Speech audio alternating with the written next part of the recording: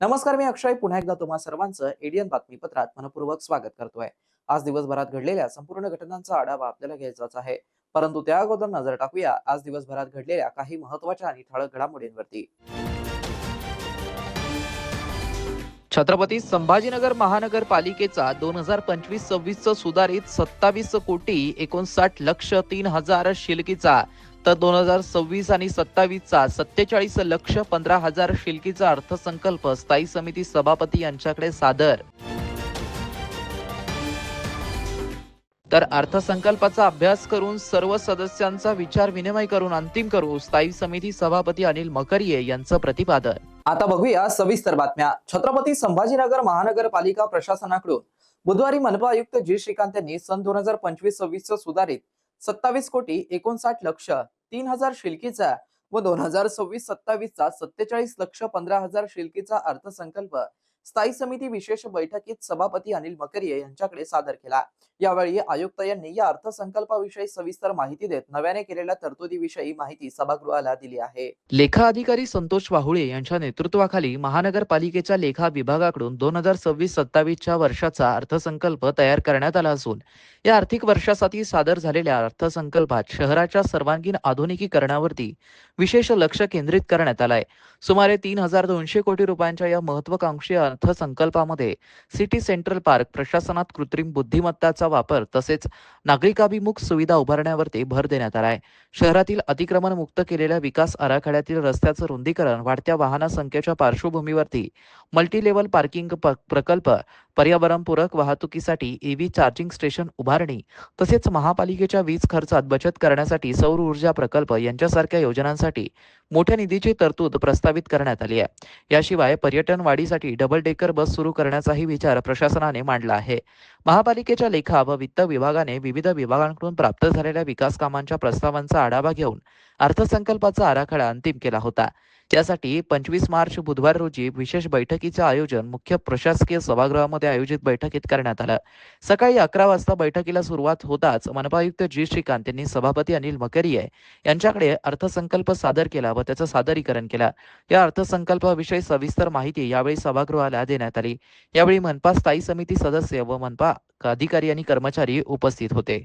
माननीय आयुक्त श्रीकांतजी, मुख्य लेखा अधिकारी व त्यांचे सहकारी महाराष्ट्र महानगरपालिका अधिनियम कलम 103-104 अन्वये 25-26 सुधारित कलम 95 सन 26-27 जमा खर्च अंदाज 5 प्रशासकीय कालावधीत स्थायी समिती समोर सादर या सभापती नात्याने मी स्वीकारण्याची भाग्य आहे।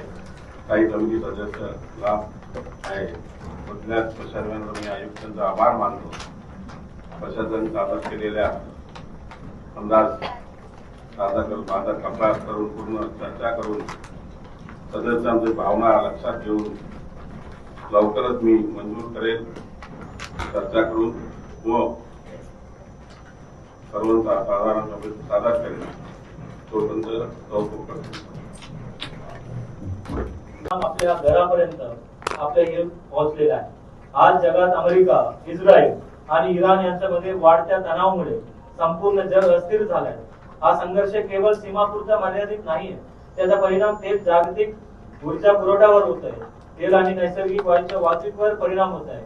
खत उत्पादनासाठी लागणाऱ्या कच्चे मालाची कमतरता होत आहे। जागतिक बाजारपेठा किमतीत प्रचंड वाढ यावर छत्रपती संभाजीनगर महानगरपालिकेने या पद्धतीने माननीय पंतप्रधान भारत आत्मनिर्भर भारत या संकल्पनेच्या अनुषंगाने आपले आत्मनिर्भर छत्रपती संभाजीनगर सुद्धा आपल्याला करायची आहे। घराघरातून कचरा संकलन करून विलगीकरण याद्वारे गॅस निर्मितीकरण प्रकल्प उभारण्याचा आम्ही मानस घेतलेला आहे। घराघरातून कचरा संकलन व त्याची वाहतूक ट्रान्सफर स्टेशन प्रोसेसिंग साइट पर्यंत या कामासाठी माहे एप्रिल 2026 पासून नवीन एजन्सी काम करणार आहे। या एजन्सीच्या मार्फत नागरिकांकडून घराघरातून थेट कचरा संकलन केलं जाईल व स्त्रोतावरच ओला व सुका कचरा वेगळा करून बंदिस्त वाहनाद्वारे अत्याधुनिक ट्रान्सफर स्टेशनद्वारे घेऊन जाणे, सुका कचरा मटेरियल रिकव्हरी फॅसिलिटी द्वारे वेगळं करून पुनर्प्रक्रियेसाठी पाठवणे, तसेच आयईसी माहिती, शिक्षण व संवाद व जनसंपर्क उपक्रम राबवणे असे 4 भागामध्ये सदर एजन्सी मार्फत काम करण्यात येणार आहे. यापूर्वी आपल्या प्रकल्प वेट बेस्ड मॉडेल होत्या, म्हणजे वजनाद्वारे आपण पैसे त्या ठिकाणी द्यायचो. आता जसं घर वाढतं तसं आपण गाडी वाढवण्याचा या टेंडर मध्ये निर्दिष्ट केलेला आहे. घराघरातून कचरा संकलन व त्याचं वाहतूक, ट्रान्सफर स्टेशन, क्रॉसिंग साईट पर्यंत कचरा हस्तांतरण केंद्र, कारण आता आपण आपले कचरा जमिनीवर टाकतो आणि त्याचं कॉम्पॅक्टरवर नेलं जातं, परंतु या टेंडर मध्ये ट्रान्सफर स्टेशन आपण 6 ठिकाणी निर्माण करायची आहे आणि रामानगर, चिकलठाणा, कांचनवाडी आणि सरीमली लेकच्या ह्या परिसरामध्ये असे विविध भागामध्ये आपण हा ट्रान्सफर स्टेशन उभा करतो. मटेरियल रिकव्हरी फॅसिलिटी आणि प्रत्येक कचरा दैनंदिन विषय आहे, त्याला आयईसी मध्ये सुद्धा तेवढा खर्च करणे अपेक्षित आहे आणि जुन्या कचऱ्यावर शास्त्रोक्त पद्धतीने लेगसी बेस्ड बायोमायनिंग करणे हे पण माननीय नॅशनल ग्रीन ट्रिब्युनल आणि माननीय न्यायालय सुद्धा वेळोवेळी निर्देश देण्यात आलेले आहेत.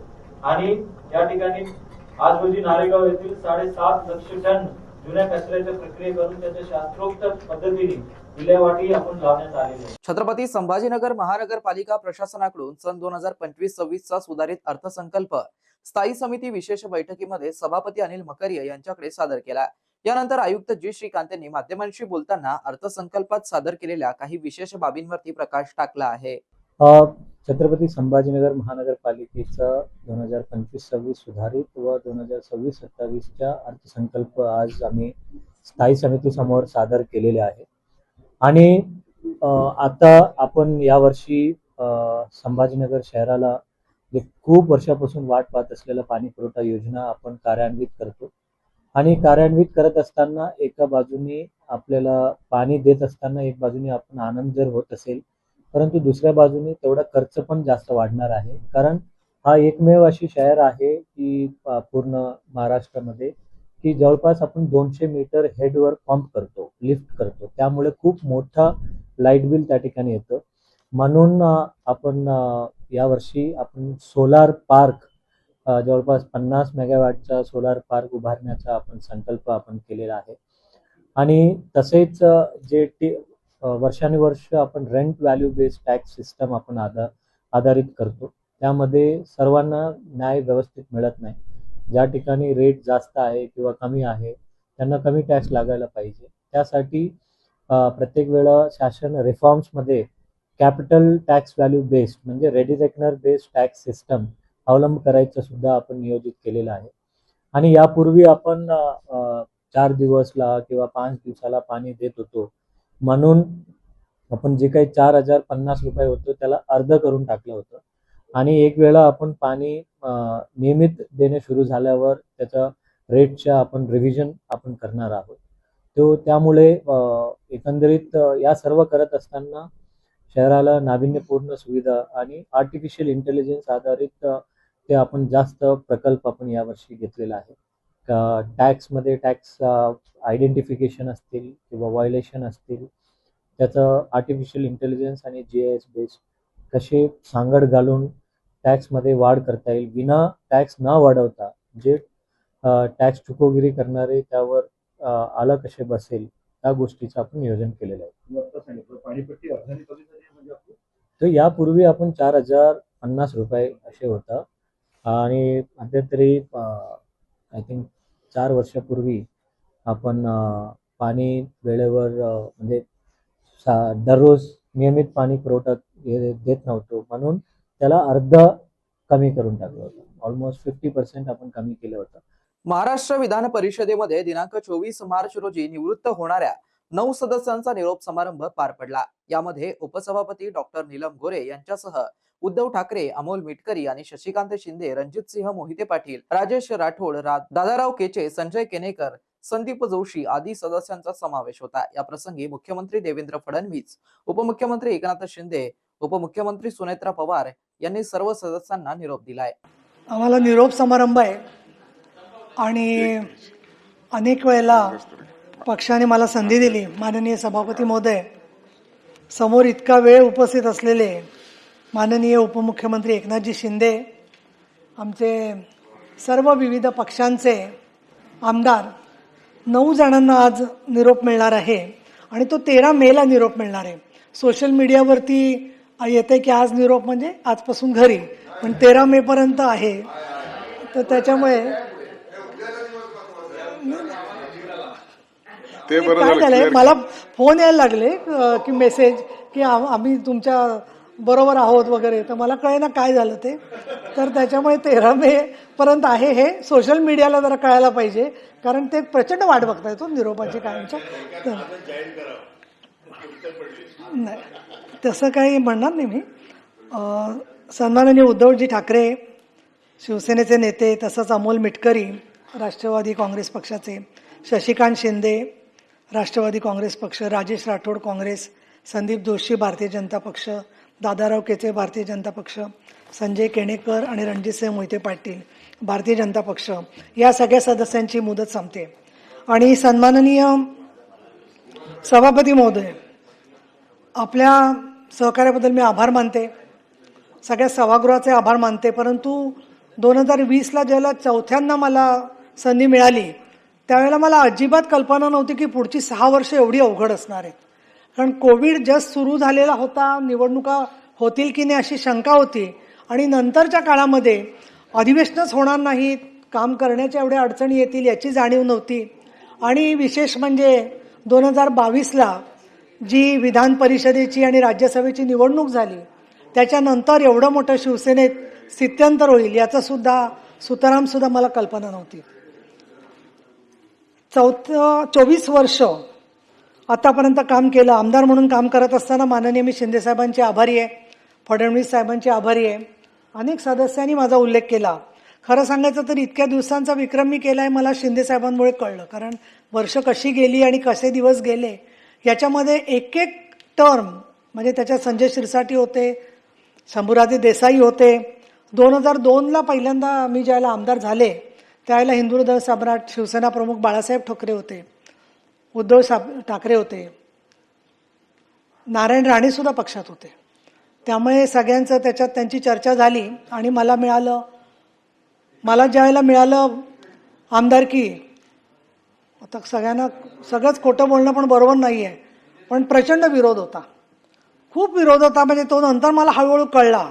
आणि त्या विरोधाच्या मध्ये 2005मध्ये नारायण राणे साहेबांनी पक्ष सोडला. त्याच्यानंतर पोटनिवडणुका, मी अगदी एक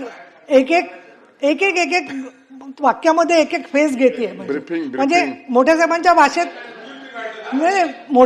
भाषेमध्ये त्यांनी काय शब्द वापरला रंगशारदामध्ये, तो सुद्धा माहिती आहे आम्हाला, लक्षात आहे. रंगशारदामध्ये मोठ्या साहेबांनी काय शब्द वापरला तोही आम्हाला लक्षात आहे. पण आता सगळ्याच तपशिलात मी जात नाहीये. आणि त्याच्यानंतर एक पोटनिवडणुका, सभापती महोदय, त्या पोटनिवडणुकांच्या मध्ये रामटेक, दर्यापूर, श्रीवर्धन, कणकवली, वडाळा सातत्याने पोटनिवडणुका. आणि याच्यामध्ये माननीय शिंदे साहेब, अनिल परब, मिलिंद नार्वेकर, अनेक जण 30-40 दिवस बॅगा घेऊन उन्हामध्ये सगळ्या त्या पोटनिवडणुका जिंकण्यासाठी. आणि त्याच्यामुळे काय माहितीये का, तुम्ही किती प्रयत्न केलात ना तरी सुद्धा शिवसैनिकाचं जे मन आहे, ते मन जे होतं ते बाळासाहेब आणि शिवसेनेबरोबरच होतं, आजही आहे. आणि आजही आम्ही वर जाईपर्यंत आमच्या मन शिवसेनेचंच राहणार. छत्रपती संभाजीनगर महापालिकेचे वैद्यकीय आरोग्य अधिकारी डॉक्टर पारस मंडलेचा यांच्या मार्गदर्शनाखाली आरोग्य विभागाच्या वतीने मंगळवार रोजी मेल्ट्रॉन रुग्णालय येथे लॅप्रोस्कोपिक स्त्री कुटुंब कल्याण शस्त्रक्रिया शिबिराचं उद्घाटन वैद्यकीय सहाय्य व आरोग्य समिती सभापती डॉक्टर सुनीता सोळुंके यांच्या हस्ते करण्यात आलंय. छत्रपती संभाजीनगर महापालिकेचे महापौर समीर राजूरकर, उपमहापौर राजेंद्र जंजाळ तसेच आयुक्त जी श्रीकांत यांच्या आदेशानुसार व वैद्यकीय आरोग्य अधिकारी डॉक्टर पारस मंडलेचा यांच्या मार्गदर्शनाखाली आरोग्य विभागाच्या वतीने मंगळवारी आयोजित मेट्रॉन रुग्णालय येथे लॅप्रोस्कोपिक स्त्री कुटुंब कल्याण शस्त्रक्रिया शिबिराचं आयोजन करण्यात आलं होतं. या शिबिराचं उद्घाटन वैद्यकीय सहाय्य व आरोग्य समिती सभापती सुनीता संजय सोळुंके यांच्या शुभ हस्ते करण्यात आलं. यावेळी प्रभाग क्रमांक 9 चे नगरसेवक काकासाहेब काकडे, वैशाली कोरडे, संजय चौधरी, वैद्यकीय आरोग्य अधिकारी doctor Paras Mandlecha, doctor Shirsat, doctor Dawande, doctor Kalpana Rathod, doctor Vikas Deokar, assistant matron Minal Thokal, sister in-charge Meena Adhav, कल्पना मस्के आदी मान्यवर उपस्थित होते. मेट्रॉन रुग्णालयाच्या सर्व कर्मचारी यांच्या नियोजनाबद्दल कार्यामुळे शिबिर यशस्वीपणे पार पडले. या शिबिरामध्ये 14 महिलांवरती यशस्वीपणे मोफत लॅप्रोस्कोपिक स्त्री नसबंदी शस्त्रक्रिया करण्यात आली. आतापर्यंत महानगरपालिकेच्या विविध रुग्णालयांमध्ये आयोजित मोफत लॅप्रोस्कोपिक शिबिराच्या माध्यमातून एकूण 190 महिलांवरती शस्त्रक्रिया यशस्वीपणे पार करण्यात आल्या. मोफत लॅप्रोस्कोपिक कुटुंब नियोजन शस्त्रक्रिया ह्या आधुनिक, सुरक्षित व अल्पकालीन विश्रांतीची आवश्यकता असलेल्या पद्धती असून महिलांसाठी वेदनामुक्त व जलद आरोग्य लाभ देणाऱ्या ठरत आहेत. या शस्त्रक्रियांमुळे महिलांच्या आरोग्याबरोबरच कुटुंबाच्या आर्थिक व सामाजिक स्थैर्यालाही बळकटी मिळत आहे. यापुढेही मनपाच्या 6 रुग्णालयांमधून, त्यामध्ये CIDCO N 8, CIDCO N 11, silk mill colony, Kaiser colony, Nehru Nagar, मेट्रॉन रुग्णालय नियमितपणे लॅप्रोस्कोपिक स्त्री कुटुंब नियोजन शस्त्रक्रिया शिबिर आयोजित करण्यात येणार आहे. तरी जास्तीत जास्त लाभार्थ्यांनी त्याचा लाभ घ्यावा असं आवाहन महापालिका छत्रपती संभाजीनगर तर्फे करण्यात येत आहे. शहरवासियांना एक सुवर्ण संधी. तुम्ही एखादा व्यवसाय करताय का? मग एडियन वरती जाहिरात करा आणि मिळवा व्यवसायात मोठा फायदा. तर वाट कसली बघत आहात? आताच खाली दिसत असलेल्या नंबरवरती संपर्क करा. आपल्याला अजूनही काही बातम्यांचा आढावा घ्यायचा आहे, परंतु इथे वेळ झाली आहे एका छोट्याशा ब्रेकची. कुठे जाऊ नका, पाहत रहा एडियन न्यूज.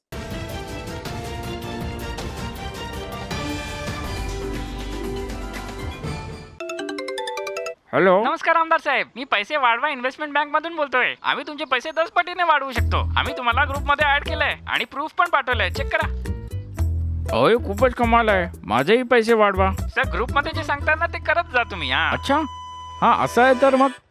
काळजी करू नका. ज्या नंबरवरून तुम्ही फोन केलाय ना त्या नंबरला ट्रेस करतील पोलीस 2 मिनिटात आणि पकडून तुम्हाला आत करतील. अरे सर, हे काय केलं? तुमच्यासारख्या सुशिक्षित माणसाला ही लोक एका अनोळखी बनावट इन्व्हेस्टमेंट ग्रुपचा मेंबर बनवून तुम्हाला फसवतात. आम्हाला फसवतात? हो, तुम्ही पण कोणताही अनोळखी इन्व्हेस्टमेंट ग्रुप जॉईन बिलकुल करू नका. आणि तुम्हाला स्टॉक मार्केटमध्ये इन्व्हेस्ट करायचं असेल तर फक्त सेबी अप्रूव्ड ऍप्स द्वारे. सायबर क्रिमिनल्स वापरून तुमच्या पैशांची हाव आणि घालतात तुमच्यावरच घाव.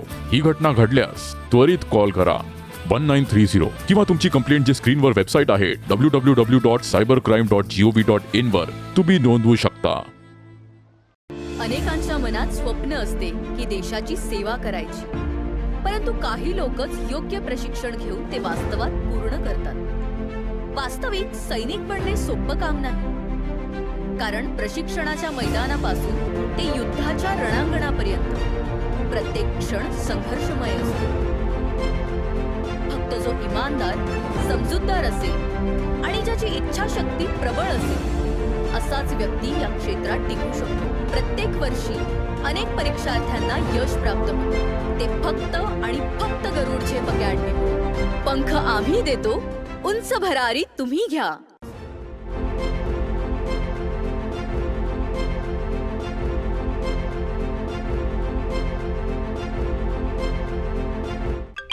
हॅलो, आपण कंबोडियामध्ये कॉल सेंटर जॉबसाठी सिलेक्ट झाला आहात आणि जॉईनिंग पुढच्या आठवड्यात. इतक्या लवकर? तर विजा पण? अरे, टुरिस्ट विजावर जाऊन ट्रेनिंग सुरू करा. वर्क विजा मिळेलच तिथे. ट्रेनिंग मध्ये तौबा तौबा वाला डान्स शिकवणार. डान्स? कंबोडिया गेल्याबरोबर माझा पासपोर्ट डिस्काउंट घ्याल, गुलामी करून घ्याल, सायबर अपराध करून घ्याल, तर मी तर तौबा तौबाच करीन ना. मी नाही फसणार.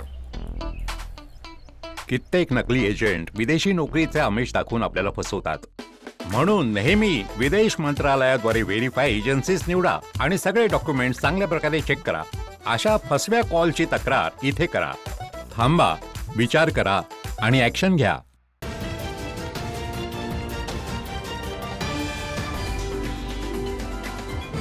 नमस्कार, ब्रेक नंतर पुन्हा एकदा स्वागत. आपण बघत आहात एडियन बातमीपत्र. छत्रपती संभाजीनगर महापालिकेच्या हद्दीत विकास कामे करायचे असतील तर नगरसेवकांनी स्वतःच्या लेटर हेडवरती औरंगाबाद लिहिलेलं नसावं.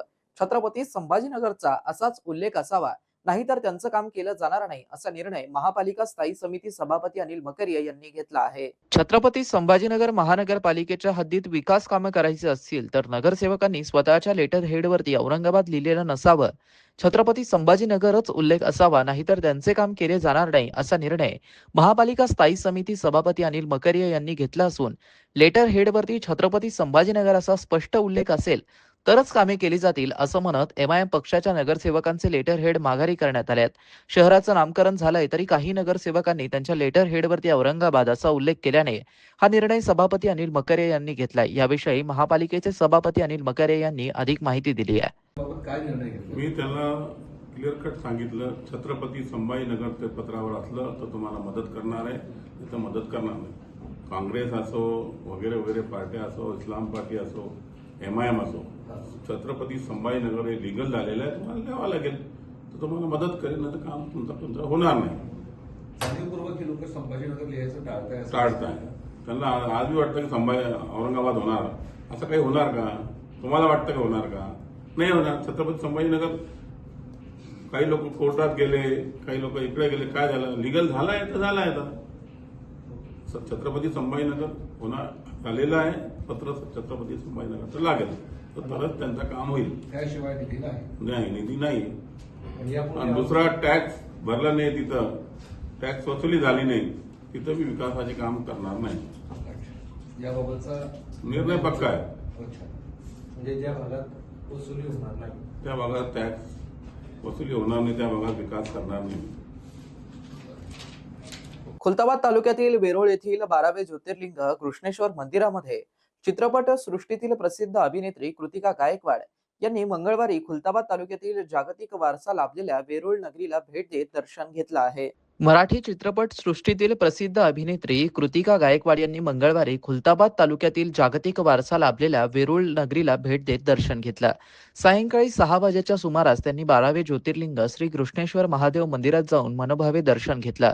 यावेळी कृतिका गायकवाड यांनी मंदिराच्या पवित्र वातावरणामध्ये महादेवाचं दर्शन घेऊन अभिषेक केला. दर्शनानंतर त्यांनी वेरूळ येथील पुण्यश्लोक अहिल्याबाई होळकर तीर्थकुंडावरती आयोजित करण्यात आलेल्या लेझर शोचा आनंद लुटला. अहिल्याबाई होळकर यांच्या जीवन चरित्रावरती आधारित हा भव्य लेझर शो पाहून त्यांनी समाधान व्यक्त केलं व इतिहासाचे असे प्रभावी सादरीकरण कौतुकास्पद असल्याचं सांगितलं. विशेष म्हणजे या प्रसंगी त्यांनी पत्रकारांशी मनमोकळेपणाने बातचीत केली. वेरूळ नगरीमध्ये अध्यात्म आणि इतिहासाचा संगम मनाला शांती देणारा असून या भेटीमुळे एक वेगळीच ऊर्जा मिळाल्याची भावना त्यांनी व्यक्त केली. यावेळी मंदिर परिसरातील भाविक आणि चाहत्यांनी त्यांच्यासोबत संवाद साधण्यासाठी गर्दी केली होती. एडियनसाठी तालुका प्रतिनिधी Hussain Patel, Khultabad. From Hungary, from Europe. Yeah, it was really nice. We loved the light show of the lasers and everything. नमस्कार, मी कृतिका गायकवाड आणि मी मुंबईहून आली आहे. इथे येऊन तसंच वाटलं जसं प्रत्येक ज्योतिर्लिंगमध्ये दर्शन करताना वाटतं. महादेवांचा आशीर्वाद सगळ्यांवर सदा राहावा हीच इच्छा आहे आणि त्यांनी आपल्या सगळ्यांना एकच गोष्ट शिकवली की सगळ्यांनी व्यवस्थित एकत्र राहावं, हसत खेळत राहावं. तर तीच माझी इच्छा आहे की आपण सगळ्यांनी हसत खेळत एकत्र राहावं. काही नाही, मी कधीच साकडं घालत नाही. मी फक्त महादेवाला थँक्यू म्हणते, धन्यवाद करते. त्यांनी मला खूप दिलं, मी त्याच्यातच संतुष्ट आहे आणि त्यांची जी इच्छा असेल ते माझ्या बरोबर व्हावं, ते मला मिळावं हीच इच्छा आहे माझी. शहरातील रामराज्य ग्रुपच्या वतीने श्रीराम नवमी निमित्त भव्य दिव्य 7वा प्रभू श्रीराम जन्मोत्सव 26 मार्च रोजी श्रीराम मंदिर उल्कानगरी येथे सायंकाळी 6 वाजता साजरा करण्यात येणार असून यात विविध समाजाभिमुख उपक्रमांचं आयोजन करण्यात आलं असल्याची माहिती ग्रुपचे संस्थापक अध्यक्ष तथा आयोजक रामा मुळे, जिल्हाध्यक्ष सचिन राठोड, महिला जिल्हा अध्यक्ष मीरा पाटील यांनी आयोजित पत्रकार परिषदेत दिले आहे. सर्वप्रथम जय श्रीराम, जय रामराज्य. पत्रकार परिषद घेण्याचं कारण असं आहे की छत्रपती संभाजीनगरमध्ये गेले 7 वर्षापासून आम्ही रामनवमी साजरी करतो. यावर्षी काहीतरी वेगळा उपक्रम म्हणून आपण रामनवमी साजरी करत आहोत. छत्रपती संभाजीनगर शहरामध्ये चेतक घोडा उल्कानगरी चौकामध्ये राम मंदिर आहे. तिथं संभाजीनगर जिल्ह्यामध्ये सर्वात मोठी रामनवमी आपण आपल्या संघटनेमार्फत करत आहोत. यावर्षी संघटनेमार्फत आपण विविध उपक्रम राबवतोय. त्या उपक्रमामध्ये आपण आरोग्य शिबिर आहेत, रक्त तपास, ब्लड डोनेशन कॅम्प आहेत. त्यामध्ये विविध जे देशासाठी आपले हुतात्मे आहेत त्यांचं आपण परिवाराचे सत्कार करणं, त्याचे प्रोत्साहन वाढवण्यासाठी आपण सत्कार करणार आहोत. जे खेळाडू आहेत, जे राज्यस्तरीय खेळले आहेत, देशाच्या लेवलला खेळलेले आहेत, त्यांच्या प्रत्येकांचा आपण संघटनेमार्फत एक प्रोत्साहन वाढवण्यासाठी, मनोबल वाढवण्यासाठी आपण त्यांचा एक सत्कार समारंभ ठेवलेला आहे. जे काही हिंदू संस्कृती जपणारे काही आपले भजनी मंडळी आहेत, कीर्तनकार आहेत, जे आपल्या हिंदू संस्कृतीबद्दल लोकांना प्रोत्साहन करतात, माहिती देतात, अशा भजनी मंडळींचा, कीर्तनकार मंडळींचा आपण एक सत्काराचा कार्यक्रम त्यांचाही प्रोत्साहन वाढवण्यासाठी ठेवलेला आहे. त्यानंतर रामनवमी बरेच लोक सादर करतात. रामनवमी सादर करताना, प्रभू श्री रामाची नवमी आपण सादर करत असताना कुठल्याही पद्धतीचं गालबोट न लागता आपण शांततेत आणि चांगल्या पद्धतीने रामनवमी सादर करायचं ठरवलेलं आहे. सगळ्या संघटनेचे पदाधिकारी आहेत. जिल्ह्यातनं जवळपास मराठवाड्यातनं सर्व पदाधिकारी येणार आहेत. तालुकास्तरीय सर्व पदाधिकारी इथं उपस्थित असणार आहेत आणि जास्तीत जास्त संख्येने इथं रामनवमी आणि चांगल्या पद्धतीने साजरी केली जाईल. जागतिक क्षयरोग दिन जिल्ह्यातील सर्व आरोग्य संस्थांमध्ये साजरा करण्यात आला. जिल्ह्यातील मुख्य कार्यक्रम प्राथमिक आरोग्य केंद्र चौका येथे संपन्न झाला. या कार्यक्रमाच्या अध्यक्षस्थानी जिल्हा आरोग्य अधिकारी डॉक्टर अभय धानोरकर होते. यावेळी जिल्हा क्षयरोग अधिकारी डॉक्टर वैशाली डकले यांनी समाजामध्ये क्षयरोगाबाबत असलेला गैरसमज व भीती दूर करण्यासाठी जनजागृती करणं आवश्यक असल्याचं सांगून नागरिकांना मार्गदर्शन केलं. या जिल्हास्तरीय शुभारंभ कार्यक्रमास अतिरिक्त जिल्हा आरोग्य अधिकारी डॉक्टर नागेश सावरगावकर, जिल्हा क्षयरोग अधिकारी डॉक्टर वैशाली डकले, जिल्हा विस्तार व माध्यम अधिकारी विद्या सानप, वैद्यकीय अधिकारी डॉक्टर सदाफ, डॉक्टर ऋषी भूमकर, चंदन गणोरे तसेच आरोग्य विभागातील कर्मचारी मोठ्या संख्येने उपस्थित होते. कार्यक्रमाचं सूत्रसंचालन समुदाय आरोग्य अधिकारी डॉक्टर आशिष वानखेडे यांनी केलं. जागतिक क्षयरोग दिनानिमित्त आयोजित विविध उपक्रमांमध्ये Ramchandra institute of medical sciences, RK Damani medical college येथील MBBS द्वितीय वर्षाच्या विद्यार्थ्यांनी असिस्टंट प्रोफेसर डॉक्टर सागर डोळे यांच्या मार्गदर्शनाखाली क्षयरोग विषयक माहितीपर पोस्टर तयार केलं. सदर पोस्टरचं प्रदर्शन RSTC चौक येथे आयोजित कार्यक्रमात करण्यात आलं. यावेळी कॉलेजचे 25 विद्यार्थी उपस्थित होते. तसेच विशाल घुगे, मकरंद कदम आणि राजेंद्र राक्षे यांनीही कार्यक्रमास उपस्थिती दाखवली. शेवटी पुन्हा एकदा नजर टाकूया आज दिवसभरात घडलेल्या काही महत्त्वाच्या आणि ठळक घडामोडींवरती. छत्रपती संभाजीनगर महानगरपालिकेचा 2025-26 सुधारित 27,59,03,000 शिलकीचा तर 2026 आणि 27चा 47,15,000 शिलकीचा अर्थसंकल्प स्थायी समिती सभापती यांच्याकडे सादर. तर अर्थसंकल्पाचा अभ्यास करून सर्व सदस्यांचा विचार विनिमय करून अंतिम करू, स्थायी समिती सभापती अनिल मकरिये यांचं प्रतिपादन. आणि याबरोबरच हे बातमीपत्र इथे संपलं. पुन्हा भेटूया पुढील बातमीपत्रात. तोपर्यंत पाहत रहा आपल्या हक्काचं बातमीपत्र ADN न्यूज.